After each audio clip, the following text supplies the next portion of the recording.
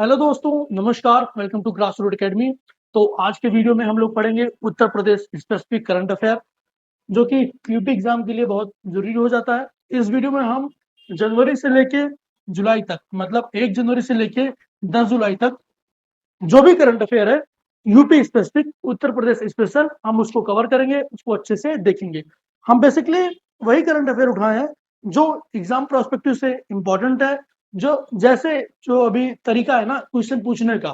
ठीक है, तो यूपी में ऐसी कोई छोटी या बड़ी घटना हुई है जिसका इंपॉर्टेंस है, जिससे क्वेश्चन बन सकते हैं, हम उनको एक स्लाइड पे एक पूरी इंफॉर्मेशन पर स्लाइड पर इंफॉर्मेशन के हिसाब से आपको बताया गया है। ऐसे ही मैं पूरा अपने पास टोटल 68 स्लाइड है, उसमें क्या किया हूँ कि 68 न्यूज जो बहुत इंपॉर्टेंट था, जो जरूरी है, उसको मैं कवर किया हूँ। आइए देखते हैं।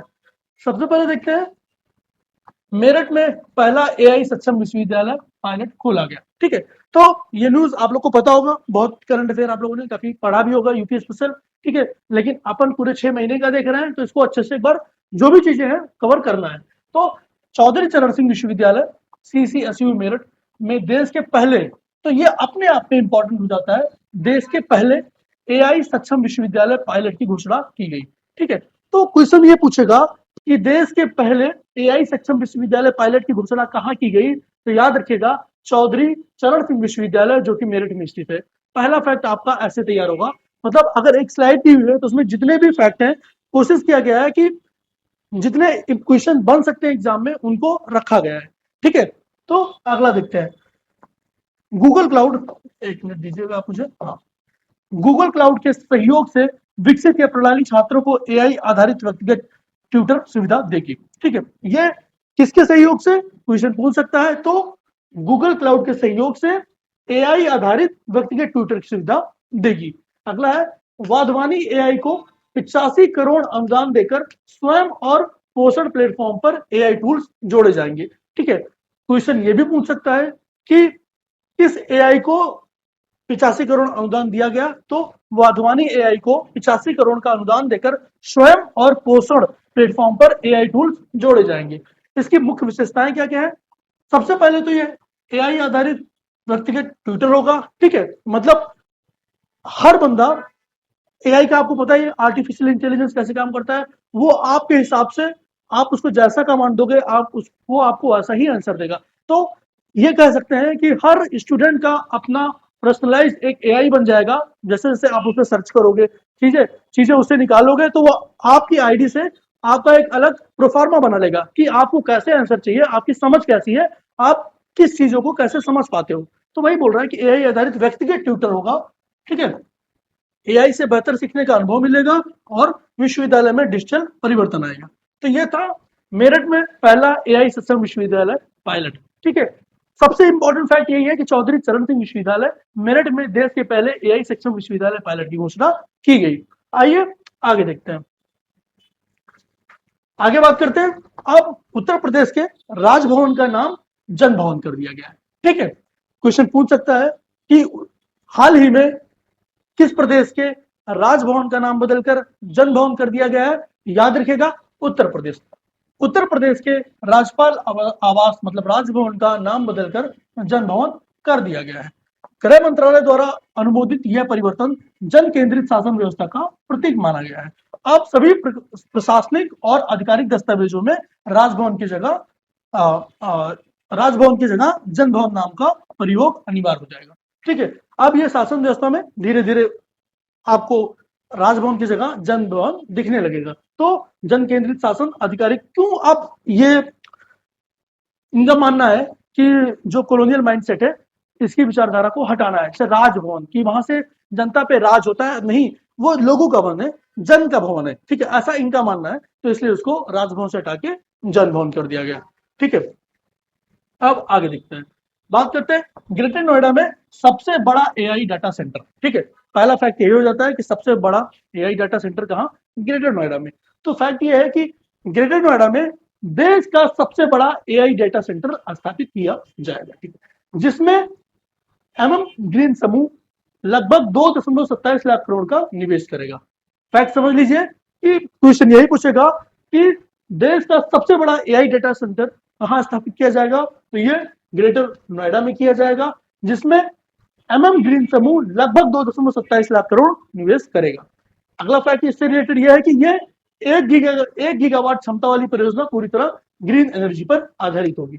दूसरा फैक्ट, ये परियोजना पूरी तरह से, जो ग्रेटर नोएडा का सबसे बड़ा एआई डाटा सेंटर है, ये पूरी परियोजना जिसकी जो कैपेसिटी होगी ये 1 गीगावाट क्षमता होगी, ये पूरी परियोजना ग्रीन एनर्जी पर आधारित होगी। याद रखिएगा, ये जब आपको स्टेटमेंट वाइज क्वेश्चन देगा तो ये इसमें डाल सकता है, तो याद रखिएगा। अगला फैक्ट है 2030 तक पूर्ण होने वाली परियोजनाओं में 5 लाख उच्च क्षमता वाले चिपसेट लगाए जाएंगे। ठीक है, कितने लगाए जाएंगे? 2030 तक पूर्ण होने वाली परियोजनाओं में 5 लाख उच्च क्षमता वाले चिपसेट लगाए जाएंगे। इस परियोजना की क्या विशेषताएं ये देख लीजिए। जैसा कि पहला अपन ने बताया, पूरी तरह से ग्रीन एनर्जी पर आधारित होगी। बहुत इंपॉर्टेंट फैक्ट है। अगर यही पूछ लेगा कि ग्रेटर नोएडा में जो सबसे बड़ा एआई डाटा सेंटर लगाया जा रहा है वो परियोजना किस तरह की एनर्जी पर आधारित है, याद रखिएगा ये परियोजना पूरी तरह से ग्रीन एनर्जी आधारित है। ठीक है, अब ये तो आपको पता है ग्रीन एनर्जी क्या होता है, सोलर एनर्जी क्या होता है। ठीक है, 5 लाख उच्च क्षमता वाले चिपसेट बनाए जाएंगे और अत्याधुनिक एआई डाटा सेंटर बनाया जाएगा। ये उसकी मुख्य विशेषता है और ये सबसे बड़ा जो डाटा एआई सेंटर है ये नोएडा में खोला जाएगा। ये एज इट इज याद कर लीजिए। अगला देखते हैं निर्यात तैयारी सूचकांक 2024, जो कि अभी जनवरी फरवरी में इसकी रिपोर्ट आई थी 2026 में। ये जो निर्यात तैयारी सूचकांक है ये 2024 की रिपोर्ट है। ठीक है, तो नीति आयोग द्वारा ये जारी निर्यात तैयारी सूचकांक 2024 में उत्तर प्रदेश ने देश भर में चौथा स्थान प्राप्त किया है। ठीक है, चौथा स्थान प्राप्त किया है। गुजरात हो गया, तमिलनाडु हो गया, जो बड़े हैं, महाराष्ट्र हो गया, ये इससे ऊपर है, मतलब यूपी से ऊपर है। यूपी चौथे नंबर पे आता है। ठीक है, उत्तर प्रदेश ने भू आबद्ध राज्यों की श्रेणी में पहला स्थान हासिल किया है। ठीक है, अब भू आबद्ध मतलब समझिए कि ये अपनी बाउंड्री, उत्तर प्रदेश अपनी बाउंड्री सी कोस्टल एरिया से शेयर नहीं करता है। वहीं पे आप बात करेंगे अगर, तो बाकी तमिलनाडु हो गया, चाहे गुजरात हो गया या महाराष्ट्र हो गया, ये अपनी बाउंड्री शेयर करते हैं। ठीक है, बाकी जो तीनों है वो शेयर करते हैं, लेकिन चौथा पे जो है उत्तर प्रदेश, ये भू आबद्ध राज्यों की श्रेणी में पहला स्थान हासिल किया है। ये अपनी बाउंड्री किसी भी कोस्टल से शेयर नहीं करता है। ठीक है, तो ये भू आबद्ध है। अगला है राज्य की सफलता में एक जिला एक उत्पाद, ओडीओपी। आपको पता है उत्तर प्रदेश का ओडीओपी कितना इंपॉर्टेंट है। ये एक बहुत सफल परियोजना है, शुरुआत बहुत सफल मानी गई है। अभी ओडीओपी हो गया, कोई बोल रहा है कि राज्य की सफलता में ओडीओपी योजना और बेहतर लॉजिस्टिक्स की अहम भूमिका रही है। ठीक है, कि वन जिला वन उत्पाद की वजह से हर जिले को एक उत्पाद फिक्स किया गया और कोशिश किया गया कि उसका जो उत्पाद है वो बढ़ाया जाए और उसको एक्सपोर्ट किया जाए। वही है, आगे देखते हैं। बात करते हैं स्टार्टअप इकोसिस्टम रैंकिंग की। सबसे पहले उद्योग एवं आंतरिक व्यापार संवर्धन विभाग डीपीआईआईटी की स्टार्टअप इकोसिस्टम रैंकिंग में उत्तर प्रदेश को टॉप परफॉर्मेंस श्रेणी में रखा गया है। तो याद रखिएगा, उद्योग एवं आंतरिक व्यापार संवर्धन विभाग डीपीआईआईटी की स्टार्टअप इकोसिस्टम रैंकिंग में उत्तर प्रदेश को टॉप परफॉर्मेंस श्रेणी में रखा गया है। आपसे क्वेश्चन कुछ नहीं पूछेगा, सीधा से पूछेगा कि जो रिपोर्ट डीपीआईआईटी जारी करता है उसमें स्टार्टअप इकोसिस्टम रैंकिंग में उत्तर प्रदेश को कौन सा स्थान दिया गया है। तो याद रखिएगा, डीपीआईआईटी द्वारा जारी स्टार्टअप इकोसिस्टम रैंकिंग में उत्तर प्रदेश को पहला स्थान दिया गया है। अगला फैक्ट है राज्यों का मूल्यांकन 6 सुधार क्षेत्रों और 19 कार्य बिंदुओं के आधार पर किया गया है। ठीक है, अगला फैक्ट, गुजरात लगातार 5वीं बार बेस्ट परफॉर्मर बना, जबकि उत्तर प्रदेश स्टार्टअप नीतियों के कारण उभर कर सामने आया है। गुजरात सबको पता है, शुरू से ही गुजरात इन चीजों पे काफी काम किया है, तो उसी में गुजरात लगातार 5वीं बार बेस्ट परफॉर्मेंस स्टेट बना है, जबकि जो यूपी की स्टार्टअप नीति है इनके कारण ये उभर कर सामने आया है अपना एक नया रूप लेके। तो अब रैंकिंग हाइलाइट्स देख ले तो गुजरात लगातार 5वीं बार best performer, Uttar Pradesh top performer की श्रेणी में शामिल हो गया है और तीसरा स्टार्टअप नीतियों के कारण उभर कर सामने आया है। ठीक है, अब मूल्यांकन के आधार पर 6 सुधार क्षेत्रों और 19 कार्य बिंदुओं पर मूल्यांकन किया जाता है। आइए आगे देखते हैं। बात करते हैं पार्वती अर्गा पक्षी अभ्यारण्य। ठीक है, तो गोंडा स्थित पार्वती अर्गा पक्षी अभ्यारण्य, सबसे पहले ये कहाँ है? ये गोंडा में है। ठीक है, गोंडा स्थित पार्वती अर्गा पक्षी अभ्यारण्य को इको सेंसिटिव जोन ईएसजेड में ईएसजेड घोषित किया गया है। ठीक है, 1084 हेक्टेयर में फैला ये रामसर स्थल प्रवासी पक्षियों का प्रमुख आवास है। यह पहला जैव विविधता संरक्षण और इको टूरिज्म को बढ़ावा देता है। ये पहल जैव विविधता, जिसे अब क्या होगा, इसको इको सेंसिटिव जोन में शामिल कर दिया गया है। और जो होता क्या है ना, बेसिकली इसका काम क्या होता है कि सरकार ऐसी चीज देखती है जो डिग्रेड होती जा रही है। ठीक है, जो नेचुरल लॉस होता जा रहा है उसको प्रिजर्व करने के लिए ऐसी पहल चलाती है। तो यह पहल जैव विविधता संरक्षण और इको टूरिज्म को बढ़ावा देगी। ठीक है, अगला देखते हैं। जैसे क्या वहां प्रवासी पक्षी आते हैं, वेटलैंड है, और हम काम करते हैं उस जगह का संरक्षण का।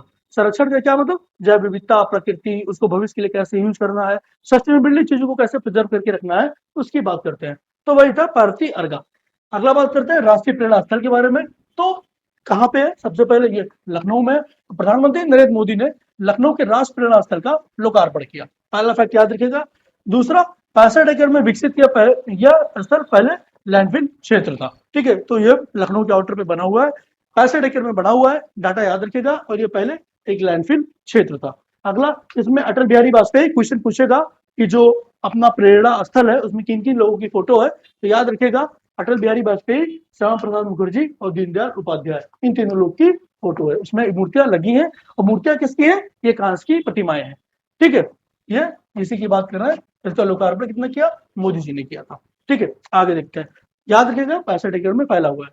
अगला फैक्ट, भारत का पहला समर्पित वन विश्वविद्यालय। तो फैक्ट याद रखिएगा, उत्तर प्रदेश के गोरखपुर में देश का पहला समर्पित वन विश्वविद्यालय स्थापित किया जाएगा। अगर ये बात कभी भी जो बात पहले की होती है, फर्स्ट की होती है, तो अपने आप में इंपॉर्टेंट हो जाता है। तो उत्तर प्रदेश के गोरखपुर में देश का पहला, अब देश का पहला तो याद रखना है, तो सीधा एज इट इज याद कर लीजिए कि उत्तर प्रदेश के गोरखपुर में देश का पहला समर्पित वन विश्वविद्यालय स्थापित किया जाएगा। Fact clear. अगला, यह विश्वविद्यालय वानिकी, वन्यजीव और पर्यावरणीय विज्ञान के क्षेत्र में शिक्षा एवं अनुसंधान को बढ़ावा देगा। अब विश्वविद्यालय खोला जाएगा तो सीधा वहां पे रिसर्च वगैरह होगा, वहां पे काम वगैरह होगा। वही बोल रहा है कि यह विश्वविद्यालय वानिकी, वन्यजीव, पर्यावरण विज्ञान क्षेत्रों में शिक्षा को या अनुसंधान को बढ़ावा देगा। अगला फैक्ट है, यह पहल पर्यावरण संरक्षण और सतत विकास की दिशा में महत्वपूर्ण कदम माना जा रहा है। अब कोई विश्वविद्यालय खोला जा रहा है तो सिंपल सा है कि उसको रिसर्च करके देखा जाएगा कि कौन सी स्पीसीज को प्रिजर्व कर सकते हैं, कौन सा लॉस हो रहा है, उस पर चाहे वो एनिमल की स्पीसीज हो या फिर प्लांट की स्पीसीज हो, उस पर काम किया जाएगा। तो इसलिए बोल रहा है कि ये पर्यावरण संरक्षण और सतत विकास दोनों में महत्वपूर्ण भूमिका निभाएगा। ठीक है, अगला फैक्ट, अब ये किस किस पे काम, इसका क्या एम होगा, तो वन संरक्षण, उच्च शिक्षा एवं अनुसंधान, वन्यजीव संरक्षण, पर्यावरण संरक्षण और सतत विकास, ये इसके 4 मेन फोकस होंगे। ठीक है, अगला देखते हैं छत्रपति शिवाजी महाराज संग्रहालय। तो आगरा में छत्रपति शिवाजी महाराज संग्रहालय का उद्घाटन जनवरी 2026 में किया गया। ठीक है, संग्रहालय में Shivaji and the great escape gallery 70 की तकनीकी पर आधारित है। यहाँ 1857 के स्वतंत्रता संग्राम से जुड़ी रानी लक्ष्मीबाई, नाना साहेब, तात्या टोपे की झलक भी प्रदर्शित होगी। क्वेश्चन सीधा सा पूछेगा। पहला फैक्ट, आगरा में छत्रपति शिवाजी महाराज संग्रहालय का उद्घाटन किया गया। क्वेश्चन पूछेगा कि उत्तर प्रदेश के किस जिले में छत्रपति शिवाजी महाराज संग्रहालय का उद्घाटन किया गया, तो याद रखेगा कहाँ किया गया है, तो ये आगरा में किया गया है। और दूसरा फैक्ट याद रखिएगा कि संग्रहालय में Shivaji and the great escape gallery 7D तकनीक पर आधारित है। ठीक है, आइए देखते हैं। अगला फैक्ट है यक्ष ऐप। तो यक्ष ऐप है क्या, यक्ष ऐप उत्तर प्रदेश पुलिस द्वारा विकसित एक उन्नत डिजिटल निगरानी प्रणाली है। सीधा सा क्वेश्चन कई बार पूछा गया ऐप वगैरह में, पूछ लेगा ऐप क्या है, ऐप का काम क्या है और किस डिपार्टमेंट द्वारा जारी किया गया है। ठीक है, तो याद रखिएगा यक्ष ऐप उत्तर प्रदेश पुलिस द्वारा विकसित एक उन्नत डिजिटल निगरानी प्रणाली है जो पुलिस कर्मियों की रियल टाइम मॉनिटरिंग करती है। इसमें देखिए याद है पुलिस कर्मियों की बात हो रही है, यहाँ पे पुलिस कर्मियों की रियल टाइम मॉनिटरिंग करती है। ठीक है, यस सर, इतना याद रखना है बस। इसमें एआई आधारित फेस रिकॉग्निशन, क्राइम जीपीटी और मल्टी लैंग्वेज वॉइस मैचिंग जैसी आधुनिक तकनीकी शामिल किया गया है। यह ऐप बीट सिपाही से थानेदार तक डाटा फीडिंग और जवाबदेही सुनिश्चित करने पर पुलिसिंग को अधिक पारदर्शी और प्रभावी बनाया जाता है। तो सिंपल सा मतलब है कि ये और ट्रांसपेरेंट और प्रभावशाली बनाने के लिए पुलिस व्यवस्था को यह ऐप लागू किया गया है। इसका लक्ष्य क्या है, तकनीक से सशक्त, पारदर्शी और प्रभावी पुलिसिंग। ठीक है, ये इसका पूरा था। ये ऐप का जो ये ऐप था वो क्यों लॉन्च किया गया और उसका क्या विशेषता है। सबसे पहले देख लेते हैं कि इसकी मुख्य विशेषता है तो रियल टाइम मॉनिटरिंग करेगा, एआई आधारित फेस रिकॉग्निशन करेगा, क्राइम जीपीटी एआई की सहायता से बताएगा, मल्टी लैंग्वेज वॉइस मैचिंग करेगा और डाटा फीडिंग और जवाबदेही तय करेगा। ठीक है, उत्तर प्रदेश पुलिस द्वारा लॉन्च किया गया है। अगला है 86वां अखिल भारतीय पीठासीन अधिकारी सम्मेलन। तो सम्मेलन के उद्देश्य क्या क्या है, देश भर की विधानसभाओं के पीठासीन अधिकारियों के बीच अनुभवों का आदान प्रदान होता है। ठीक है, अब ये इसलिए मैंने लिख दिया, हर साल होता है लगभग ये। ठीक है, ये पता भी होगा आप लोग को, लेकिन ये माना जाता है, मतलब ये कई बार क्वेश्चन में पूछ लेता है एज इट इज, कब हुआ, कहाँ हुआ और इसमें कौन कौन लोग शामिल होते हैं, इसलिए डाल दिया, देख लीजिए। सम्मेलन का उद्देश्य देश भर की विधानसभाओं के पीठासीन अधिकारियों के बीच अनुभव का आदान प्रदान होता है, विधायी कार्यों की गरिमा, दक्षता और पारदर्शिता को बढ़ाता है। आधुनिक तकनीक व नवाचारों के माध्यम से विधानमंडलों ने कार्यप्रणाली को सुदृढ़ करना होता है और जनहित से जुड़े मुद्दों पर प्रभावी चर्चा एवं गुणवत्तापूर्ण विधि निर्माण को प्रोत्साहन देना। ठीक है, अब जो इसमें इंपॉर्टेंट है कि जो 86वां अखिल भारतीय पीठासीन अधिकारी था, कहाँ हुआ था, तो याद रखिएगा 19 से 21 जनवरी 2026 के बीच लखनऊ में 86वें अखिल भारतीय पीठासीन अधिकारी सम्मेलन का आयोजन हुआ। उत्तर प्रदेश विधानसभा में इसकी मेजबानी की गई। तो सम्मेलन का उद्घाटन लोकसभा अध्यक्ष ओम बिरला जी ने किया था, जबकि मुख्यमंत्री योगी आदित्यनाथ जी वहां पे एज अ चीफ गेस्ट विशेष उपस्थिति रही। समापन संबोधन राज्यपाल आनंदीबेन पटेल ने दिया तथा सम्मेलन में विधायी प्रक्रियाओं को सुदृढ़ करने पर चर्चा हुई। ठीक है, इसका जो मेन फंक्शन होता है, काम होता है, सशक्त प्रक्रिया बेहतर और लोकतंत्र की नींव को मजबूत करना होता है। ठीक है, सम्मेलन की जो प्रमुख विशेषताएं हैं, जो अखिल भारतीय पीठासीन अधिकारी सम्मेलन होता है, इसकी जो विशेषताएं वो क्या क्या है, तो देश भर के राज्य व केंद्र शासित प्रदेशों के पीठासीन अधिकारियों की सहभागिता, विधायी प्रक्रियाओं और नियमों व परंपराओं को विस्तृत विचार विमर्श, डिजिटल परिवर्तन, पेपरलेस कार्य प्रणाली और ई विधान सेवाओं पर चर्चा की जाती है, सदन व कार्यवाही को अधिक प्रभावी, समावेशी और उत्तरदायी बनाना। ठीक है, तो ये इसकी विशेषताएं होती हैं किसकी, अखिल भारतीय पीठासीन अधिकारी सम्मेलन की। आपको इतना याद रखना है क्योंकि ये उत्तर प्रदेश में आयोजित किया गया था, तो ये बहुत इंपॉर्टेंट हो जाता है। 19 से 21 जनवरी के बीच लखनऊ में आयोजित किया गया, लखनऊ के उत्तर प्रदेश विधानसभा में। और जो इसके सम्मेलन का उद्घाटन किसने किया, तो लोकसभा अध्यक्ष ओम बिरला जी ने किया और एज ए चीफ गेस्ट मुख्यमंत्री योगी आदित्यनाथ जी प्रेजेंट रहे। और इसका जो समापन संबोधन था वो यूपी की राज्यपाल श्रीमती आनंदीबेन पटेल जी ने किया था। अब बात करते हैं, उत्तर प्रदेश सरकार ने गंगा परियोजना की शुरुआत की है। तो आपको पता होना चाहिए गंगा परियोजना क्या है। अब अक्सर लोग कंफ्यूज हो जाते हैं, गंगा परियोजना से गंगा नदी के बारे में बात हो रही है, तो ऐसा कुछ नहीं है। देखिए, गंगा परियोजना, इसमें क्या हुआ, गंगा परियोजना का उद्देश्य ग्रामीण क्षेत्रों में डिजिटल कनेक्टिविटी का विस्तार करना। ठीक है, जिसमें 8,000 डिजिटल उद्यमी तैयार करने का लक्ष्य रखा गया है। लक्ष्य पूछ लेता है कितने उद्यमी तैयार करने का लक्ष्य है, तो 8,000। किसके तहत, गंगा परियोजना के तहत। परियोजना डिजिटल शिक्षा, टेली मेडिसिन, ई गवर्नेंस एवं कौशल विकास को बढ़ावा देगी।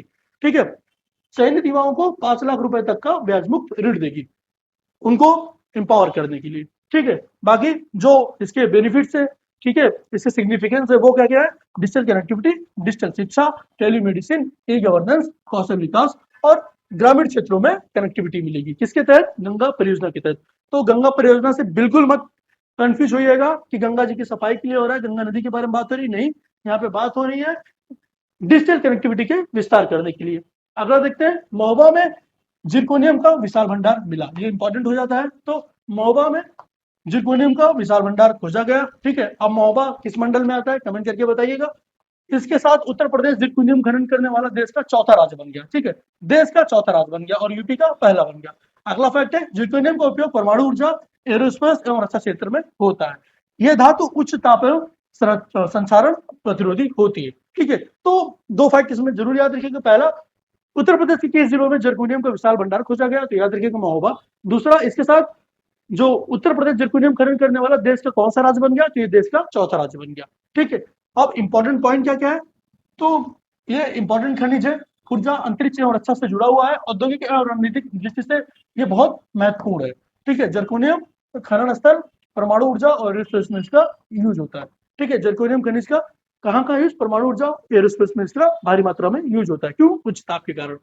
अगला देखते हैं, देश की पहली एयरसेट आधारित स्वच्छ वायु प्रबंधन परियोजना। ठीक है, तो सबसे पहले विश्व बैंक देखते हैं। विश्व बैंक के सहयोग से 2,741 करोड़ रुपए की एयरसेट आधारित उत्तर प्रदेश स्वच्छ वायु प्रबंधन परियोजना शुरू गई। ठीक है, अब ये क्वेश्चन में दो पहलू होंगे। पहला तो किस के सहायता से, तो विश्व बैंक की सहायता से, और किस चीज पे, स्वच्छ वायु प्रबंधन की परियोजना के लिए। ठीक है, अगला फैक्ट है, इसका उद्देश्य वायु प्रदूषण नियंत्रण एवं क्षेत्रीय वायु गुणवत्ता प्रबंधन का सुदृढ़ करना। कार्यक्रम में वेटलैंड पोर्टल एवं एक पेड़ मां के नाम अभियान का शुभारंभ हुआ। सुराताल देश का 100वां रामसर स्थल बना। ठीक है, अब ये अभी अपन थोड़ी देर पढ़ रहे थे, सुराताल कहाँ है, ये कमेंट करके बताइएगा। ठीक है, उत्तर प्रदेश के किस जिले में ये 100वां बना है, 99वां कौन था, मतलब किस जिले में था। ठीक है, कमेंट करके बताइएगा कि जो इसके पहले का था 99वां जिसे मिला था रामसर स्थल, वो भी उत्तर प्रदेश में था, और उत्तर प्रदेश के किस जिले में था, कि अगर अलीगढ़ में था तो क्या नाम था उसका, कमेंट करके बताइएगा। ठीक है, अगला फैक्ट, अलीगंज राजकीय आईटीआई लखनऊ में लगभग 10 करोड़ रुपए की लागत से पहला प्लेसमेंट भवन बनाया जाएगा। ठीक है, भवन में साक्षात्कार भवन होगा, विदेशी भाषा प्रशिक्षण होगा एवं रोजगार की सुविधाएं उपलब्ध होंगी। यह युवाओं को कौशल विकास एवं रोजगार एक साथ उपलब्ध कराएगा। परियोजना के लिए मंजूरी मिल चुकी है। तो अब ये सिर्फ ये स्लाइड डालने का एक ही मतलब था कि लखनऊ के आईटीआई में बनेगा उत्तर प्रदेश का पहला प्लेसमेंट भवन। तो जो ये शब्द पहला है ना, ये अपने आप में इंपॉर्टेंट हो जाता है कि लखनऊ के कहाँ पे, सीधा सा पूछ लेगा उत्तर प्रदेश में कहाँ पे पहला प्लेसमेंट भवन बनाया जाएगा उत्तर प्रदेश का। तो याद रखिएगा लखनऊ के आईटीआई में बनेगा प्रदेश का पहला प्लेसमेंट भवन, ठीक है, जिसमें साक्षात्कार कक्ष भी होगा। अब क्या क्या होगा, साक्षात्कार कक्ष होगा, विदेशी भाषा प्रशिक्षण और रोजगार की सुविधाएं भी उपलब्ध होंगी, ठीक है। कौशल से रोजगार, भविष्य होगा सशक्त, ये इनकी टैगलाइन है। बात करते हैं अगला, मुख्यमंत्री कैशलेस चिकित्सा उपचार योजना हेतु पोर्टल लॉन्च की। तो इसमें था क्या कि उत्तर प्रदेश सरकार ने मुख्यमंत्री कैशलेस चिकित्सा उपचार योजना को समर्पित पोर्टल लॉन्च किया है। योजना में शिक्षकों एवं उनके आश्रितों को शामिल किया गया है। लाभार्थियों को 5 लाख रुपए तक का कैशलेस उपचार मिलेगा। योजना आधार ई-केवाईसी आधारित एवं आयुष्मान भारत की तर्ज पर संचालित होगा, ठीक है। वही है अस्पताल, पोर्टल और हेल्थ कार्ड बन जाएगा, जिससे 5 लाख तक का कैशलेस उपचार मिलेगा। योजना के मुख्य लाभ क्या होंगे, कैशलेस उपचार की सुविधा, 5 लाख रुपए तक का लाभ, आधार ई-केवाईसी आधारित होता है और आयुष्मान भारत की तर्ज पर इसको लागू किया जाएगा। अगला देखते हैं, लखनऊ में नौसेना शौर्य वाटिका का उद्घाटन। तो राजनाथ सिंह एवं योगी आदित्यनाथ ने लखनऊ में नौसेना शौर्य वाटिका का उद्घाटन किया, ठीक है। यह संग्रहालय इकाना क्रिकेट स्टेडियम के निकट 2 एकड़ क्षेत्र में विकसित किया जाएगा। तो पहला फैक्ट याद रखना कि राजनाथ सिंह एवं योगी आदित्यनाथ लखनऊ में नौसेना शौर्य वाटिका का उद्घाटन किया गया। पहले तो यही पूछ लेगा कि कहाँ किया गया, तो याद रखिएगा लखनऊ में किया गया, ठीक है। अगला फैक्ट है, यह संग्रहालय इकाना क्रिकेट स्टेडियम के निकट 2 एकड़ क्षेत्र में विकसित किया जाएगा। इसका उद्देश्य भारतीय नौसेना की वीरता एवं राष्ट्र सेवा को प्रदर्शित करना होगा। कार्यक्रम में ऑपरेशन सिंदूर के दौरान भारतीय नौसेना की भूमिका का उल्लेख किया जाएगा, ठीक है। आगे देखते हैं, बात करते हैं उत्तर प्रदेश का निर्यात पहली बार 2 लाख करोड़ रुपए के पार पहुंचा। तो ये काफी अचीवमेंट है उत्तर प्रदेश के लिए। वित्तीय वर्ष 2025-26 में उत्तर प्रदेश का निर्यात लगभग 2,01,241 करोड़ रुपए रहा है, ठीक है। फैक्ट आपको पता ही होगा, 2,01,241 करोड़ रुपए रहा है कुल निर्यात किस वित्त वर्ष में, 2025-26 में। और उत्तर प्रदेश देश का 5वां सबसे बड़ा निर्यातक राज्य बन चुका है। याद रखिएगा ये फैक्ट है, 5वां उत्तर प्रदेश देश का 5वां सबसे बड़ा निर्यातक राज्य बन चुका है। गौतम बुद्ध नगर सर्वाधिक निर्यात करने वाला जिला रहा है। और प्रमुख निर्यात वस्तुओं में इलेक्ट्रॉनिक्स, विद्युत मशीनरी, परिधान, फुटवियर एवं मांस उत्पाद है। क्या क्या है, इलेक्ट्रॉनिक्स है, विद्युत मशीनरी है, परिधान है, फुटवियर और मांस उत्पाद है। आइए आगे देखते हैं, बात करते हैं लोक सेवा अधिकरण के पदाधिकारियों के आय सीमा बढ़ी। तो हुआ क्या है कि उत्तर प्रदेश सरकार ने लोक सेवा अधिकरण के अध्यक्ष, उपाध्यक्ष एवं सदस्यों की आयु सीमा बढ़ा दी है। कितनी कर दी है, पहले कितनी थी, 65 थी, अब 67 कर दी है। जो अध्यक्ष थे और जो उपाध्यक्ष और सदस्य थे उनकी 62 से 65 कर दी है, ठीक है। अध्यक्ष की आयु सीमा 65 से 67 वर्ष तथा उपाध्यक्ष सदस्यों की 65 से 65 वर्ष कर दी गई है। संशोधन 25 मार्च 2026 के प्रभावी माना जाएगा और इसका लाभ वर्तमान में पदाधिकारियों के लिए भी किया जाएगा, ठीक है। तो जो सर्विस का टेन्योर है वो बढ़ाया गया है, ठीक है। लोक सेवा अधिकरण के अध्यक्ष और उपाध्यक्ष के सदस्यों की, इसका जो अध्यक्ष है उनका 65 था, पहले 67 कर दिया गया वर्ष, और जो उपाध्यक्ष और सदस्य थे उनका 62 वर्ष से 65 वर्ष कर दिया गया, ठीक है। आगे देखते हैं, बात करते हैं उत्तर प्रदेश में शिशु मृत्यु दर घटी है और मृत्यु दर बढ़ी है, ये याद रखिएगा। तो अब सैंपल रजिस्ट्रेशन सिस्टम यानी एसआरएस रिपोर्ट के अनुसार वर्ष 2024 में नवजात मृत्यु दर 25 क्या प्रति हजार, ठीक है। वो दर की बात करते हैं ना तो वो 1000 में ही देते हैं। तो नवजात मृत्यु दर 25, शिशु मृत्यु दर 35 तथा 5 वर्ष से कम आयु मृत्यु दर 41 प्रति वर्ष 41 प्रति हजार जीवित जन हो गई है, ठीक है। तो वो 25 है तो 1000 में, 35 है तो 1000 में, 41 है तो 1000 में। तो हुआ क्या है कि sample registration system SRS report के अनुसार वर्ष 2024 में नवजात मृत्यु दर 25 हो गई है, शिशु मृत्यु दर 35 हो गई है तथा 5 वर्ष से जो कम आयु के बच्चे हैं उनकी मृत्यु दर 41 हो गई है, ठीक है। ये याद रखिएगा। अगला फैक्ट है जो मातृ मृत्यु अनुपात वर्ष 2024 में बढ़कर 154 प्रति 1 लाख जीवित जन हो गया है। तो इसी की बात कर रहा था कि मातृ मृत्यु अनुपात वर्ष 2024 में बढ़कर 154 प्रति 1 लाख जीवित जन हो गया है। 154 किसमें, 1 लाख में बात कर रहा है, ठीक है। इसी की बात कर रहा है कि बढ़ गई है। मातृ मृत्यु दर 2024 में 154 प्रति 1 लाख जीवित जन हो गया है।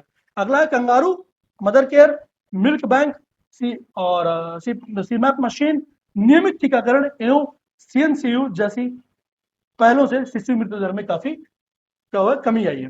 रिपोर्ट में प्रसव पूर्व देखभाल, प्रसव प्रबंधन एवं जन्म के बाद शुरुआती 48 घंटे की स्वास्थ्य सेवाओं को मजबूत करने पर बल दिया गया है। ठीक है, आइए आगे देखते हैं।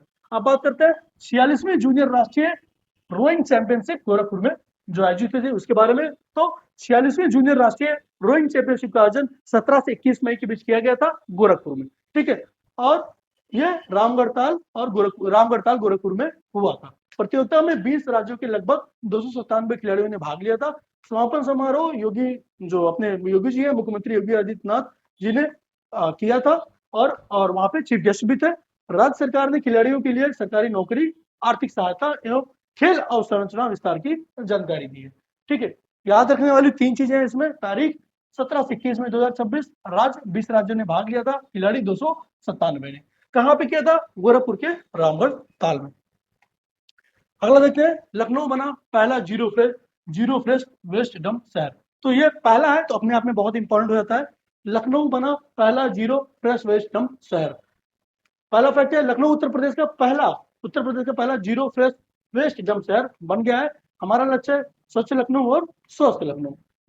शहर में प्रतिदिन उत्पादन लगभग 2000 मैट्रिक टन कचरे को 100% वैज्ञानिक प्रसंस्करण द्वारा किया जा रहा है, किया जा रहा है। और नगर निगम और भूमि ग्रीन एनर्जी के संयंत्र जैविक और अजैविक कचरे का पृथक्करण कर निस्तारण इसका कर रहे हैं। तो याद रखिएगा सबसे ज्यादा जो इंपॉर्टेंट फैक्ट है पूरी स्लाइड में वो ये है कि लखनऊ उत्तर प्रदेश का पहला जीरो फ्रेश वेस्ट डंप शहर बन चुका है।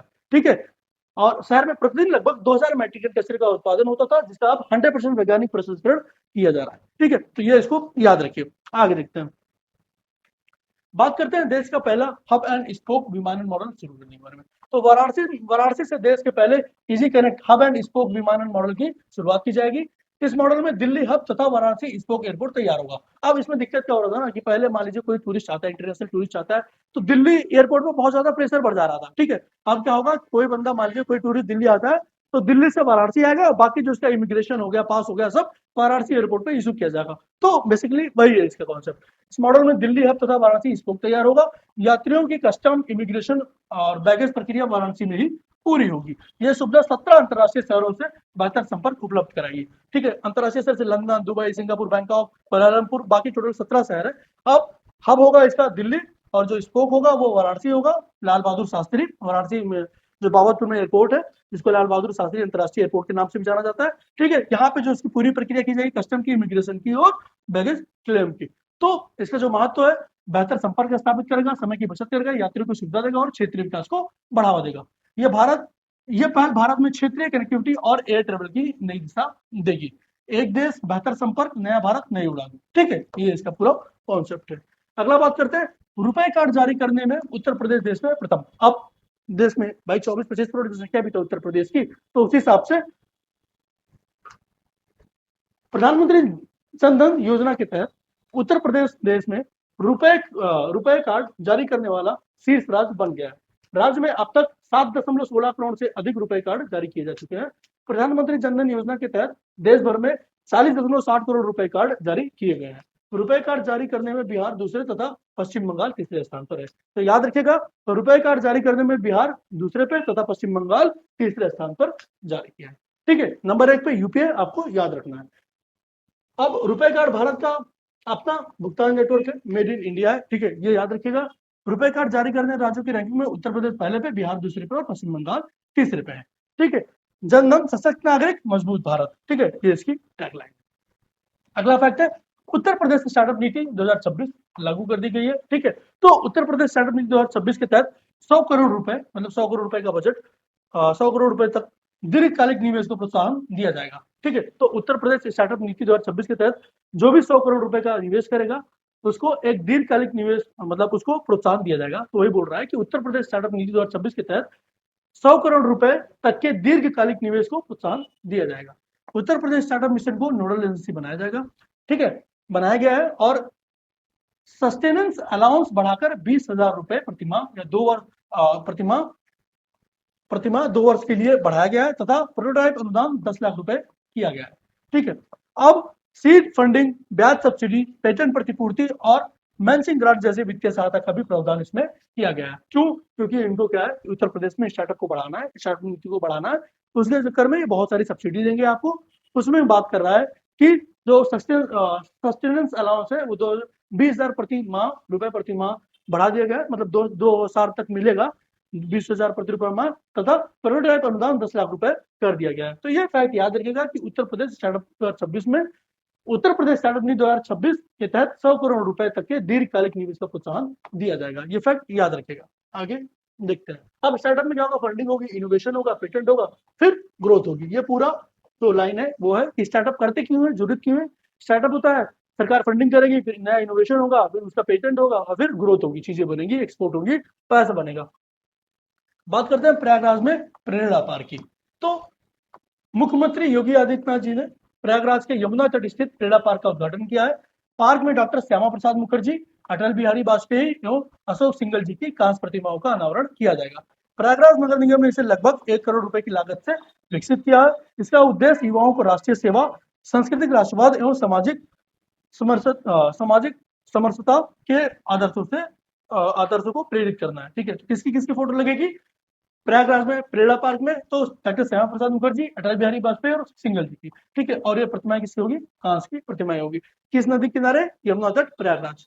ठीक है, अब बात करते हैं उत्तर प्रदेश में बाल श्रमिक विद्या योजना के विस्तार के बारे में। तो इस योजना का उद्देश्य क्या है? मतलब उत्तर प्रदेश में बाल श्रमिक योजना का जो विस्तार है, सबसे पहले जानेंगे कि बाल श्रमिक योजना क्या है, उसके बारे में।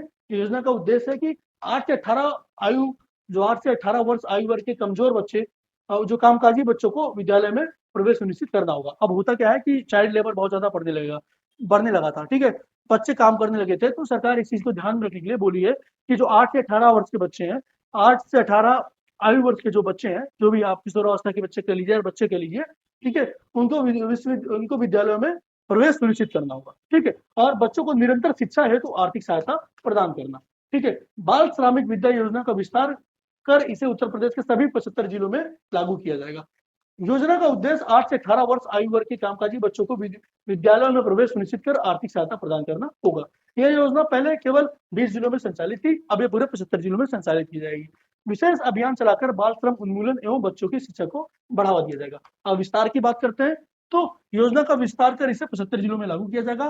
ठीक है, जिला स्तर पर विशेष अभियान चलाकर बाल श्रम उन्मूलन एवं बच्चों की शिक्षा को बढ़ावा दिया जाएगा और अधिक से अधिक पात्र बच्चों को शिक्षा से जोड़कर उनका उज्जवल भविष्य सुनिश्चित किया जाएगा। यह लक्ष्य है उत्तर प्रदेश में बाल श्रमिक विद्या योजना का विस्तार। याद रखिएगा, बाल श्रमिक विद्या परियोजना है, योजना है, उसके बारे में याद रखिएगा। ठीक है, अब बात करते हैं अगला, उत्तर प्रदेश में समर्पित पिछड़ा वर्ग आयोग का गठन। तो हुआ क्या है, उत्तर प्रदेश मंत्रिमंडल ने त्रिस्तरीय पंचायत चुनाव में ओबीसी आरक्षण सुनिश्चित करने हेतु समर्पित पिछड़ा वर्ग आयोग के गठन को मंजूरी दे दी है। आयोग में 5 सदस्य होंगे तथा इसकी जो अध्यक्षता करेगा वो उच्च न्यायालय के सेवानिवृत्त न्यायाधीश करेंगे। आयोग का कार्यकाल 6 माह के लिए निर्धारित किया गया है। आयोग अनुभवजन्य अध्ययन के आधार पर पंचायतों में पिछड़े वर्गों के आरक्षण का निर्धारण करेंगे। ठीक है, अब आयोग की संरचना देख लेते हैं। उच्च न्यायालय के जो सेवानिवृत्त न्यायाधीश होंगे उनके अंदर टोटल 5 सदस्य होंगे, 1 लोग अध्यक्ष होंगे और 4 सदस्य होंगे। ठीक है, बाकी इनका उद्देश्य होगा कि त्रिस्तरीय पंचायतों में पिछड़े वर्गों के लिए आरक्षण की वैज्ञानिक और न्यायसंगत निर्धारण करना। ये 6 माह का कार्यकाल निर्धारित किया गया है। कार्यप्रणाली में अभियोजन, अध्ययन, आंकड़ों का विश्लेषण, जन सुनवाई, परामर्श तथा रिपोर्ट प्रस्तुत किए जाएंगे, उनके आधार पर उनको आरक्षण दिया जाएगा। यह आयोग ओबीसी समाज के समुचित प्रतिनिधि और सामाजिक न्याय को सुनिश्चित करने की दिशा में एक महत्वपूर्ण कदम है। ठीक है, सामाजिक न्याय की बात करता है। अब बात करते हैं कि नाम बदल दिया गया है, जलालाबाद का नाम बदलकर परशुरामपुरी कर दिया गया है। मतलब माना जाता है कि जलालाबाद में परशुराम जी का जो बर्थ हुआ था, इसलिए उसका नाम बदल के परशुरामपुरी कर दिया गया। बात बहुत दिन से चल रही थी, हाल ही में किया गया। पुराना नाम था जलालाबाद, नया नाम हो गया परशुरामपुरी, तो जलालाबाद से परशुरामपुरी कर दिया गया। उत्तर प्रदेश के मंत्रिमंडल ने शाहजहांपुर के जलालाबाद का नाम बदलकर परशुरामपुरी करने की मंजूरी दे दी है।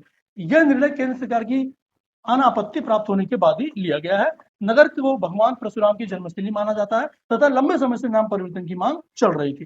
प्रशासनिक एवं कानूनी प्रक्रिया होने के बाद सभी सरकारी अभिलेखों में यह नाम दर्ज कर दिया जाएगा। ठीक है, तो अब परशुराम जी की ये नगरी है जलालाबाद, इसीलिए इनके नाम पे परशुराम नगर, परशुरामपुरी कर दिया गया है। आगे देखते हैं, बात करते हैं डिजी रोवर। GNSS विशेष भूमि पैमाइश अभियान शुरू की गई है।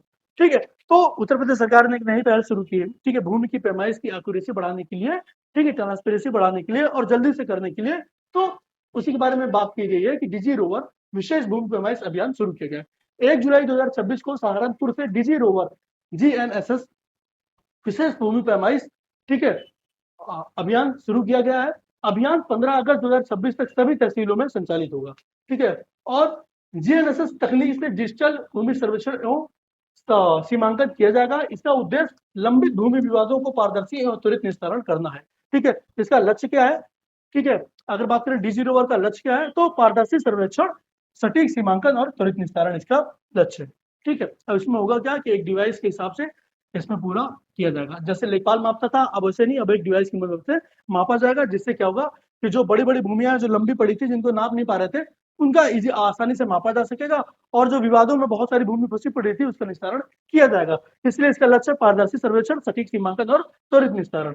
ठीक है, अब बात करते हैं श्री राम जन्मभूमि तीर्थ क्षेत्र के न्यास में प्रशासनिक फेरबदल। वह क्या है कि चंपत राय और अनिल मिश्रा को श्री राम जन्मभूमि तीर्थ न्यास से हटा दिया गया है, क्षेत्र न्यास से हटा दिया गया है। कृष्ण मोहन को नया अंतरिम महासचिव नियुक्त किया गया है। मंदिर प्रबंधन के लिए मुख्य कार्यकारी अधिकारी CEO नियुक्त करने के लिए 3 सदस्यीय समिति का गठन करने का निर्णय लिया गया है। अब हुआ क्या है कि 2 लोग हटाए गए हैं, चंपत राय, अनिल मिश्रा, और नियुक्त किए गए कृष्ण मोहन जी नए अंतरिम महासचिव। ठीक है, मंदिर प्रबंधन सुदृढ़ीकरण हेतु निर्णय लिया गया है। ठीक है, जो मुख्य कार्यकारी अधिकारी CEO नियुक्त किया जाएगा, 3 सदस्यीय समिति गठित की जाएगी। ठीक है, अब चढ़ाव, अब ऐसे ये घटनाएं हुई क्यों है, ऐसा न्यूज वाले और ऐसा वहां के CCTV न्यूज में बातें सामने आई है कि चढ़ावा हेरीफेरी प्रकरण में SIT जांच में फेरबदल स्तर पर 70 चोरी घटनाओं का प्रमाण मिले हैं, इसलिए ये फेरबदल किया गया है। ठीक है, आगे देखते हैं। सोलर रूफटॉप संयंत्र स्थापना में उत्तर प्रदेश प्रथम स्थान पे है, तो याद रखिएगा ये बहुत इंपॉर्टेंट हो जाता है। सोलर रूफटॉप संयंत्र स्थापना में उत्तर प्रदेश नंबर 1 पे। अब जनसंख्या भी सबसे ज्यादा है, तो ऐसी बातें याद रखने में आसानी होगी कि सोलर रूफटॉप संयंत्र स्थापना उत्तर प्रदेश प्रथम पे है। प्रधानमंत्री सौर घर मुफ्त बिजली योजना के तहत उत्तर प्रदेश सोलर रूफटॉप स्थापना में देश के प्रथम स्थान पे है। राज्य में लगभग 6.2 लाख से अधिक घरों में सोलर स्थापित हो चुके हैं। यह देश की कुल संस्थापनों का लगभग 17% सिर्फ उत्तर प्रदेश में। 11.27 लाख परिवारों का लक्ष्य का 50% से अधिक प्राप्त किया जा चुका है। ठीक है, अब 6.2 लाख से अधिक घरों में सोलर संयंत्र स्थापित किया जा चुका है। 17% देश के कुल संस्थापनों का लगभग 17% उत्तर प्रदेश में लगा है, और 11.27 लाख परिवारों के लक्ष्य में परिवारों ने ये लगाया है, जो कि परिवारों के लक्ष्य का 50% से अधिक प्राप्त हो चुका है। ठीक है, अपने लक्ष्य को प्राप्त हो गया है 11.27 लाख परिवारों में इंस्टॉल करके। तो सोलर ऊर्जा के क्या क्या लाभ है आपको बताइए? मुफ्त बिजली, स्वच्छ एवं हरित ऊर्जा, बिजली बिल में बचत, आत्मनिर्भर भारत की ओर एक कदम, और जो भी हम कन्वेंशनल सोर्स ऑफ एनर्जी थे, कोयला था, पेट्रोलियम था, उससे हमें थोड़ा सा छुटकारा मिलेगा। सौर ऊर्जा एक ग्रीन एनर्जी है। ठीक है, तो कहीं ना कहीं से हम इन्वायरमेंट की तरफ भी कंट्रीब्यूट कर रहे होते हैं। अब बात करते हैं उत्तर भारत का पहला आर्य गुरुकुल म्यूजियम। तो सबसे पहले फिरोजाबाद में उत्तर भारत का पहला आर्य गुरुकुल म्यूजियम स्थापित किया जा रहा है। कहाँ पे? फिरोजाबाद में। तो फैक्ट अपने आप में इंपॉर्टेंट हो जाता है कि उत्तर भारत का पहला आर्य गुरुकुल म्यूजियम कहाँ स्थापित किया जा रहा है, तो फिरोजाबाद में किया जा रहा है। संग्रहालय में प्राचीन भारतीय गुरुकुल परंपराओं को आधुनिक डिजिटल तकनीकी से प्रदर्शित किया जाएगा। यह पहल सांस्कृतिक विरासत संरक्षण और धार्मिक पर्यटन को बढ़ावा देगी। ठीक है, यह पहल सांस्कृतिक विरासत संरक्षण और धार्मिक पर्यटन को बढ़ावा देगी। तो आपको क्या फैक्ट याद रखना है कि उत्तर भारत का पहला आर्य गुरुकुल म्यूजियम कहाँ बनाया जा रहा है, तो ये फिरोजाबाद में बनाया जा रहा है, फिरोजाबाद जिले में बनाया जा रहा है। ये याद रखिएगा, इस पूरे में सीधा सा पूछा जाएगा उत्तर भारत का पहला आर्य गुरुकुल म्यूजियम कहाँ माना जाएगा, तो फिरोजाबाद में उत्तर भारत का पहला आर्य गुरुकुल म्यूजियम स्थापित किया जा रहा है। ठीक है, ये फैक्ट याद रखिएगा। आगे देखते हैं। तो मुख्यमंत्री ग्राम परिवहन योजना 2026 उद्देश्य क्या है? मुख्यमंत्री ग्राम परिवहन योजना का उद्देश्य है ग्रामीण क्षेत्रों में सस्ती और सुगम परिवहन सुविधा उपलब्ध कराना। दूसरा, वाहन प्रकार की क्षमता, वाहन प्रकार एवं क्षमता। योजना के तहत 15 से 28 सीट क्षमता वाले डीजल, CNG और इलेक्ट्रिक वाहन चलाने की अनुमति दी गई है। और इससे लाभ क्या होगा, तो परमिट शुल्क में 100% छूट देकर स्वरोजगार को बढ़ावा दिया जाएगा। ठीक है, तो मुख्यमंत्री ग्राम परिवहन योजना के तहत इनका उद्देश्य है कि ग्रामीण क्षेत्रों में सस्ती और सुगम परिवहन सुविधा दी जाए।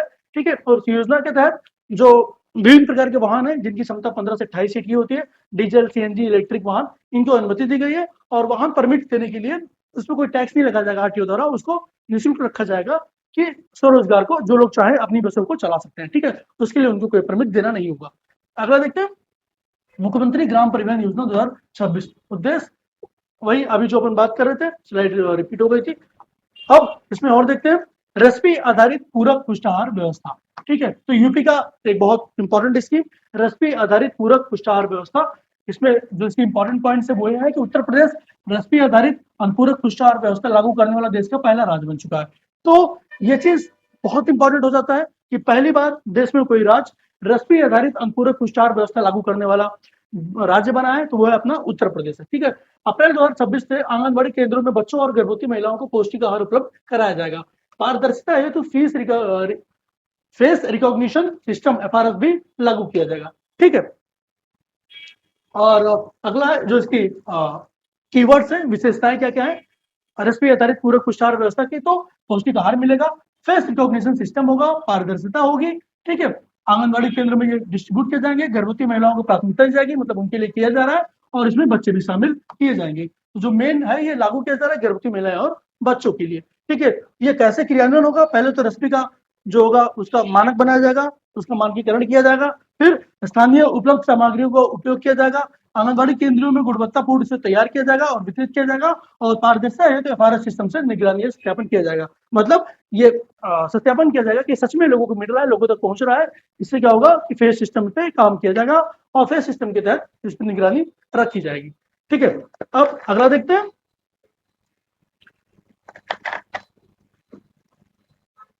अंडों पर एक्सपायरी डेट अनिवार्य।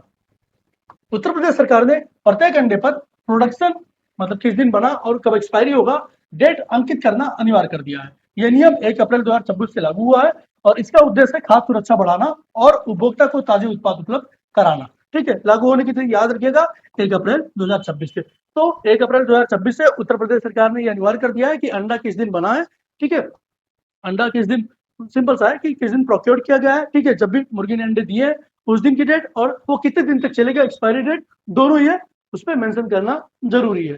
ठीक है, इसी तरह से ये मेंशन होना चाहिए प्रत्येक अंडे पे। क्लीन एयर मैनेजमेंट प्रोग्राम, तो विश्व बैंक ने उत्तर प्रदेश को क्लीन एयर मैनेजमेंट प्रोग्राम है तो 299.66 मतलब $299.66 मिलियन स्वीकृत किया है। किस लिए? क्लीन एयर मैनेजमेंट प्रोग्राम के लिए। कार्यक्रम के तहत ई बस, ई थ्री व्हीलर और स्वच्छ तकनीकी को बढ़ावा दिया जाएगा। साथ ही 200 नए वायु गुणवत्ता मॉनिटरिंग स्टेशन स्थापित किए जाएंगे। और इसमें हो गया, इस कार्यक्रम के मुख्य कार्य क्या होंगे? ई बस को बढ़ावा देना, ई थ्री व्हीलर को बढ़ावा देना, स्वच्छ तकनीकी को बढ़ावा देना मतलब सोलर वगैरह पे काम करना, और वायु गुणवत्ता की मॉनिटरिंग में तो स्टेशन है कि वायु की गुणवत्ता को सुधारने के लिए स्टेशन स्थापित किए जाएंगे। ठीक है, इसका जो पूरा फैक्ट है वो ये है कि 299.66 मिलियन डॉलर का रेट दिया है।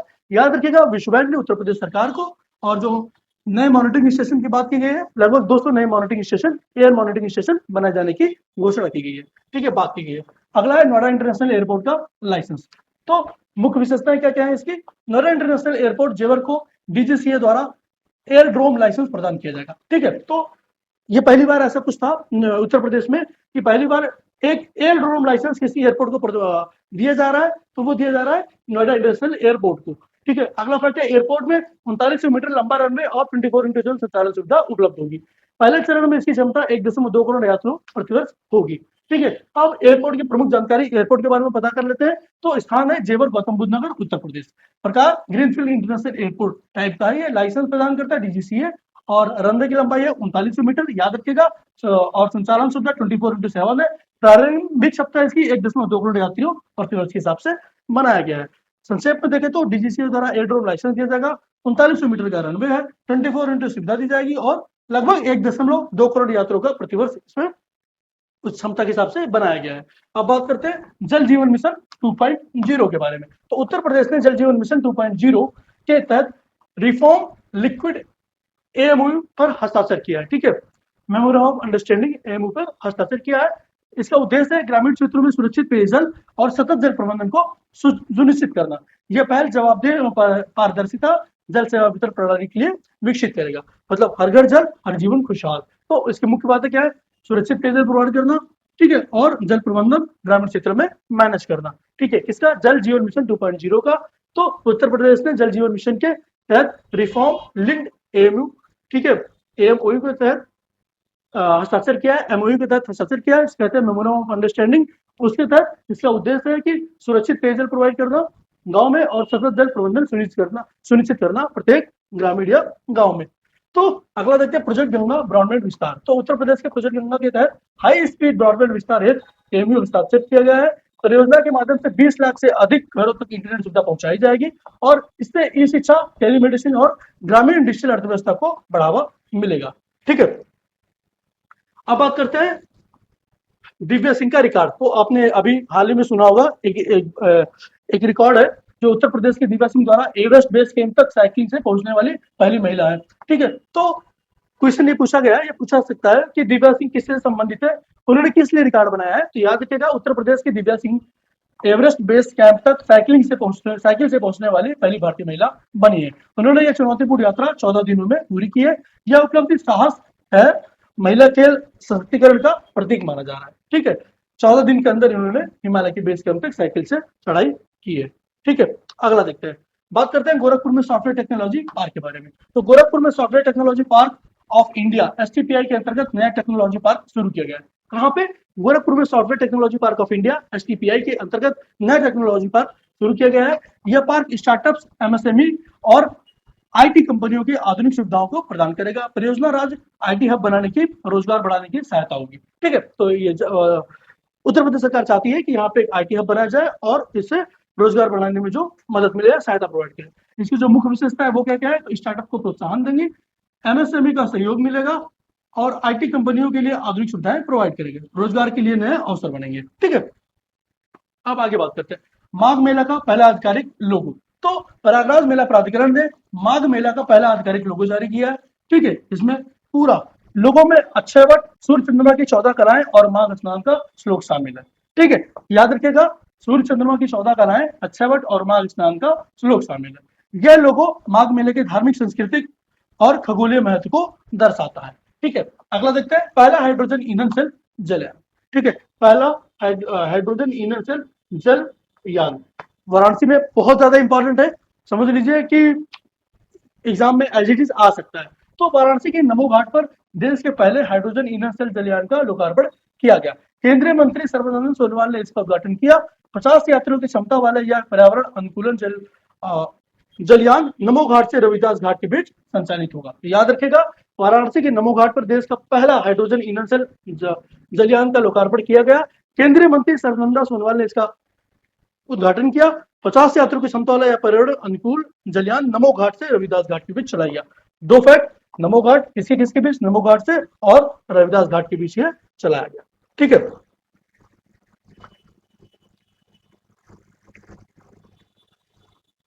अब बात करते हैं आगे, रानी हो स्मारक का अनावरण। तो अयोध्या में रानी हो की 12 फीट ऊंची कांस्य प्रतिमा का अनावरण किया गया। आपसे सीधा ही सवाल पूछ लेगा, कंफ्यूज हो जाओगे, पूछेगा कि रानी हो की प्रतिमा कहाँ लगाएगी, उत्तर प्रदेश के किस जिले में लगाएगी? ठीक है, तो याद रखेगा अयोध्या जिले में लगाएगी। 21 करोड़ रुपए की लागत से निर्मित क्वीन हो मेमोरियल पार्क भारत दक्षिण कोरिया संबंध को प्रतीक है। पार्क में किंग पवेलियन, क्वीन पवेलियन और प्रतीकात्मक गोल्डन एग स्थापित किए गए हैं। ठीक है, अगला फैक्ट देखते हैं, न्यायिक कार्रवाई में एआई उपयोग करने वाला पहला जिला। तो संभल पहला जिला बन गया है, उत्तर प्रदेश का पहला जिला बना है संभल, जहां पे न्यायिक कार्रवाई में आर्टिफिशियल इंटेलिजेंस एआई का उपयोग किया गया है। क्वेश्चन सीधा सा पूछेगा कि उत्तर प्रदेश का कौन सा जिला पहली बार न्यायिक अपने जो भी है किसमें न्यायिक कार्रवाई में एआई का इस्तेमाल किया है? तो संभल जिला है। ठीक है, चंदौसी जिला न्यायालय में ट्रांसक्रिप्शन आधारित एआई टूल से जामा मस्जिद और हरिहर मंदिर हिस्सा मामले की सुनवाई हुई है और इससे गवाही दर्ज करने की प्रक्रिया अधिक सटीक, पारदर्शी और समयबद्ध बनेगी। ठीक है, अब बात करते हैं मोस्ट प्रोडक्टिव स्टेट पुरस्कार की। तो उत्तर प्रदेश को आरसीएस उड़ान योजना के तहत गैर प्राथमिकता श्रेणी मोस्ट प्रोडक्टिव स्टेट राष्ट्रीय पुरस्कार मिला है। यह सम्मान छोटे शहरों को बेहतर हवाई कनेक्टिविटी से जोड़ने और सक्रिय नागरिक उड्डयन नीतियों के लिए दिया जाता है। राज्य में हवाई यात्रियों की संख्या 2016 के 59.57 लाख से बढ़कर 2025 में 1.55 करोड़ से मतलब 55 करोड़ से अधिक हो गई है। देश का पहला राज्य आर्थिक सर्वेक्षण की बात करें तो उत्तर प्रदेश अपना आर्थिक सर्वेक्षण प्रस्तुत करने वाला देश का पहला राज्य बन गया।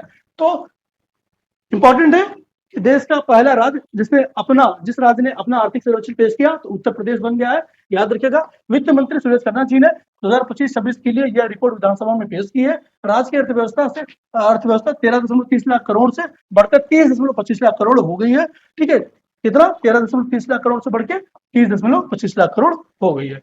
ठीक है, उत्तर प्रदेश का पहला मीडिया टावर की बात करें तो उत्तर प्रदेश का पहला मीडिया टावर बरेली में बना, 2.5 करोड़ की लागत से स्थापित किया जाएगा। ठीक है, मतलब किया गया है और मतलब प्रस्तावित है, किया जाएगा।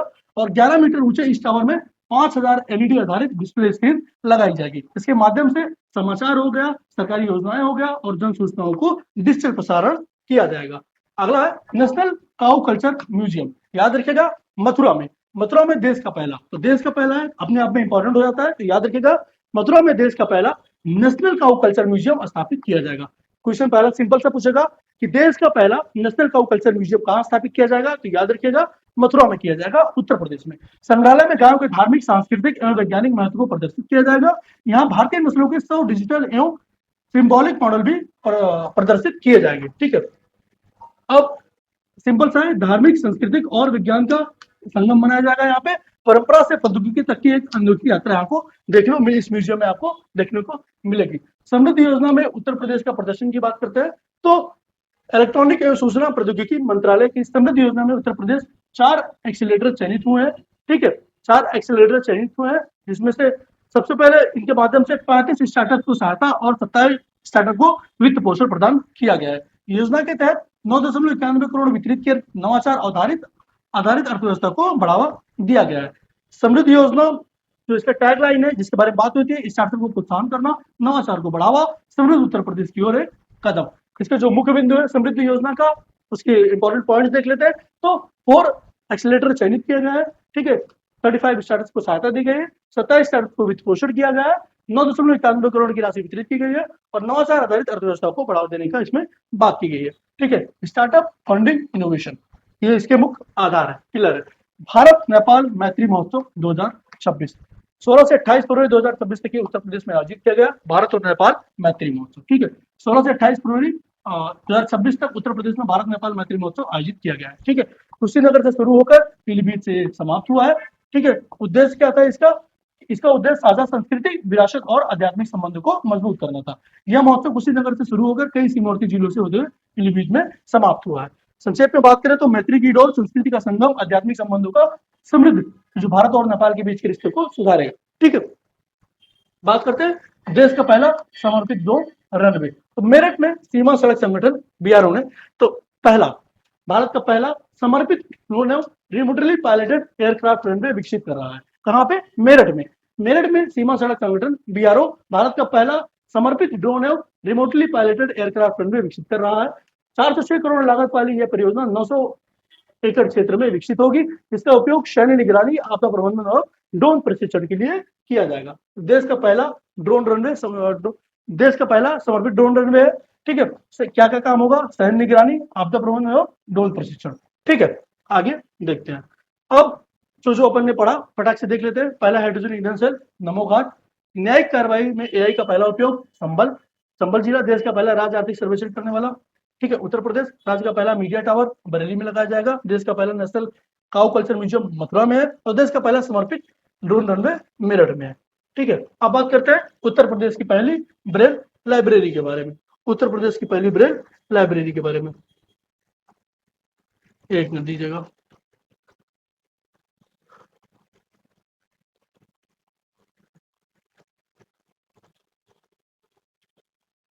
जी हाँ, हम बात कर रहे थे उत्तर प्रदेश की पहली ब्रेल लाइब्रेरी के बारे में।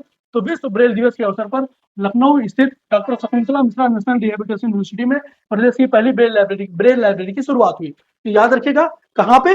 सबसे पहले तो उत्तर प्रदेश की पहली ब्रेल लाइब्रेरी की शुरुआत कहाँ हुई? तो विश्व ब्रेल दिवस के अवसर पर लखनऊ स्थित doctor Shakuntala Mishra national rehabilitation university में प्रदेश की पहली ब्रेल लाइब्रेरी शुरू हुई है। ठीक है, और इसकी विशेषता क्या है? लाइब्रेरी में नई शिक्षा नीति आधारित 4,000 से अधिक पुस्तकें उपलब्ध है, जिनका प्रकाशन यूनिवर्सिटी के ब्रेल प्रेस द्वारा किया गया है।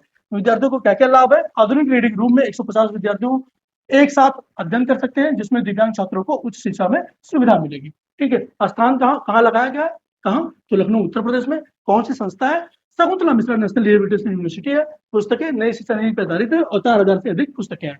ठीक है, एक नया रीडिंग रूम बनाया जा रहा है आधुनिक, जिसमें 150 विद्यार्थी एक साथ पढ़ सकेंगे। ठीक है, जिसकी मदद से दिव्यांग छात्रों के लिए उच्च शिक्षा का अवसर मिलेगा, सुविधा मिलेगी।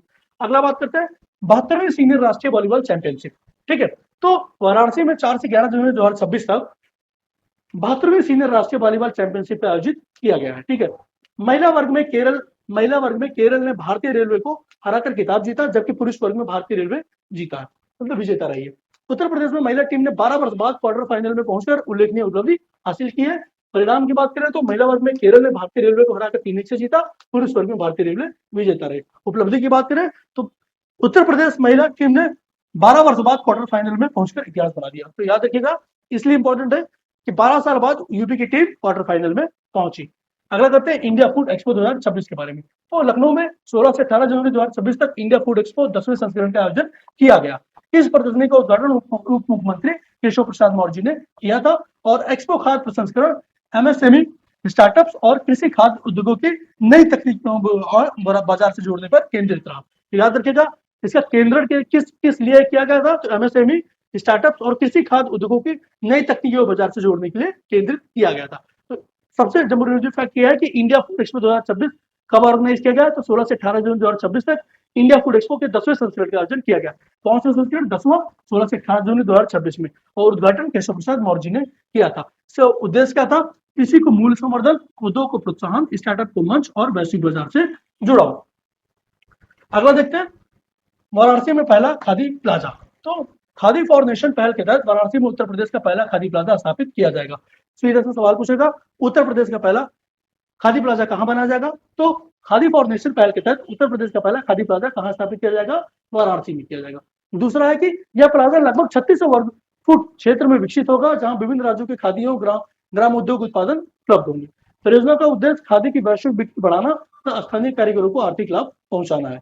अगर पूरे स्कीम की समरी की बात करें तो खादी फॉर नेशनल पहल शुरू की गई है, वाराणसी में पहला खादी प्लाजा खोला गया है, 3600 वर्ग फुट में क्षेत्र में इसका विकास किया जाएगा, विभिन्न राज्यों के खादी एवं ग्राम उद्योग उत्पाद पे काम किया जाएगा और स्थानीय कारीगरों को जिससे क्या होगा, प्रॉफिट मिलेगा या फायदा मिलेगा। आइए अगला देखते हैं, इंडस्पोर्ट 2026 के बारे में बात करते हैं। तो खाद्य सुरक्षा और आपूर्ति श्रृंखला को मजबूत करना इसका एम है। ग्रेटर नोएडा में 8 जनवरी से लेकर 8 जनवरी 2026 से इंडस्पोर्ट 2026 का वैश्विक खाद्य एवं प्रदर्शनी का आयोजन किया गया था।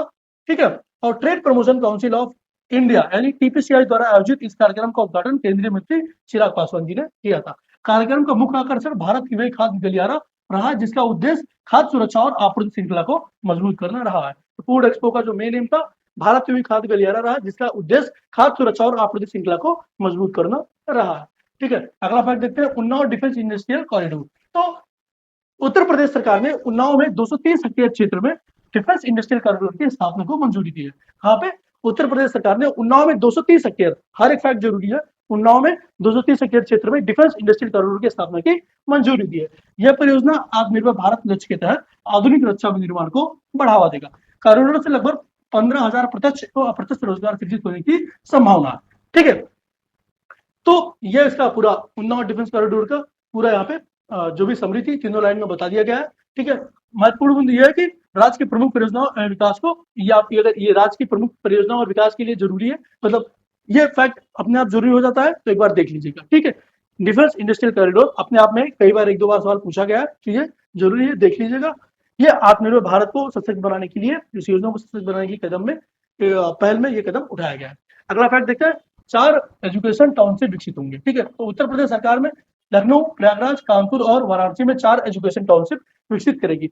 उत्तर प्रदेश सरकार कहाँ पे? लखनऊ, प्रयागराज, कानपुर और वाराणसी में 4 एजुकेशन टाउनशिप सोसाइटी विकसित करेगी। ठीक है, प्रत्येक टाउनशिप 100 से 150 एकड़ क्षेत्र में विकसित होगा, जहाँ स्कूल, कॉलेज और कोचिंग संस्थान एक ही परिसर में होंगे। एजुकेशन सिटी मॉडल आधारित इस योजना का उद्देश्य छात्रों को विश्व स्तरीय शैक्षणिक सुविधाएं उपलब्ध कराना होगा। ठीक है, जैसे लखनऊ, प्रयागराज, कानपुर और वाराणसी में स्थापित किया जाएगा। टाउनशिप की विशेषता क्या होगी? स्कूल, कॉलेज, कोचिंग संस्थान सब एक ही परिसर में होंगे। आधुनिक इंफ्रास्ट्रक्चर और ग्रीन कैंपस होगा, hostel, library, sports complex, innovation centre होगा, डिजिटल लर्निंग और स्मार्ट क्लासेस की सुविधाएं होंगी। छात्रों को विश्व स्तरीय शैक्षणिक सुविधाएं भी उपलब्ध कराई जाएंगी। बात करते हैं डॉल्फिन प्रोजेक्ट फेज 2 की। तो केंद्र सरकार ने 17 जनवरी 2026 को बिजनौर से डॉल्फिन प्रोजेक्ट फेज 2 के तहत व्यापक सर्वेक्षण शुरू किया है। ठीक है, सर्वेक्षण की प्रमुख बातें क्या क्या है? तो इनका विजुअल सर्वे किया जाएगा, ड्रोन या कैमरा से सर्वे किया जाएगा और एक्विस्टिक सर्वे किया जाएगा, मॉनिटरिंग मतलब ध्वनिक सर्वे और जल गुणवत्ता एवं आवाज का आकलन किया जाएगा। सर्वेक्षण का क्षेत्र क्या क्या है? नदियों में, सहायक नदियों में, नदी संगम क्षेत्र में, ब्रैकिश वाटर और आर्द्रभूमि में किया जाएगा। ठीक है, और किस प्रजातियों पे किया जाएगा? तो सिंधु डॉल्फिन और इरावती डॉल्फिन पे किया जाएगा, इनके लिए किया जाएगा। चुनौतियां क्या क्या है? आवाज का क्षरण, प्रदूषण, मानव गतिविधियां और जल प्रवाह में परिवर्तन। इस परियोजना का उद्देश्य है सिंधु और इरावती डॉल्फिन की संख्या का आकलन एवं संरक्षण को चुनौती देना। तो 2 चीज याद रखिएगा, पहला कि डॉल्फिन प्रोजेक्ट फेज 2 कब शुरू किया गया? तो केंद्र सरकार ने 17 जून 2026 को बिजनौर से डॉल्फिन प्रोजेक्ट फेज 2 के तहत व्यापक सर्वेक्षण शुरू किया। दूसरा, किन किन स्पीशीज के लिए क्या है? तो इस डॉल्फिन के उद्देश्य सिंधु और इरावती डॉल्फिन की संख्या और आकलन के संरक्षण चुनौतियों का अध्ययन करना है। ठीक है, अब दूसरे चरण में ब्रह्मपुत्र, सुंदरवन और गंगा की सहायक नदियों को भी इसमें शामिल किया जाएगा। ब्रह्मपुत्र विस्तृत जलधारा नेटवर्क और जैव विविधता से समृद्ध क्षेत्र, सुंदरवन विश्व का सबसे बड़ा मैंग्रोव वन है और डॉल्फिन के लिए बहुत इरावती डॉल्फिन के लिए बहुत इंपॉर्टेंट क्षेत्र है। और गंगा की सहायक नदी यमुना, घाघरा, गंडक, कोसी, सोन, दामोदर, इन पे भी ये सर्वे किया जाएगा। मतलब जो भी उसकी सहायक नदियां हैं जहां वो उनसे मिलती है उनके भी सर्वेक्षण किया जाएगा। आगे देखते हैं, अब बात करते हैं उत्तर प्रदेश के शिक्षा सेवा चयन आयोग के बारे में। तो उत्तर प्रदेश के पूर्व डीजीपी प्रशांत कुमार को उत्तर प्रदेश शिक्षा सेवा आयोग का नया अध्यक्ष नियुक्त किया गया है। हो सकता है किसी किया गया है, तो ये पूर्व में डीजीपी भी रह चुके प्रशांत कुमार जी, इन्हीं को शिक्षा सेवा चयन आयोग का नया अध्यक्ष बनाया गया है। यह नियुक्ति प्रोफेसर कीर्ति पांडे के इस्तीफे के बाद रिक्त हुई है। आयोग शिक्षा क्षेत्र में भर्ती प्रक्रियाओं के संचालन हेतु महत्वपूर्ण संवैधानिक निकाय है। ठीक है, अब लखनऊ बना creative city of gastronomy. UNESCO ने लखनऊ के क्रिएटिव सिटी ऑफ गैस्ट्रोनॉमी के रूप में मान्यता दी है। यह घोषणा उज्बेकिस्तान के समरकंद में आयोजित यूनेस्को महासम्मेलन में की गई है। यह सम्मान लखनऊ की प्रसिद्ध अवधि पाक कला और समृद्ध खान पान संस्कृति की वैश्विक पहचान को दर्शाता है। ठीक है, याद रखेगा, लखनऊ को बना क्रिएटिव सिटी ऑफ गैस्ट्रोनॉमी, ये पूछ सकता है।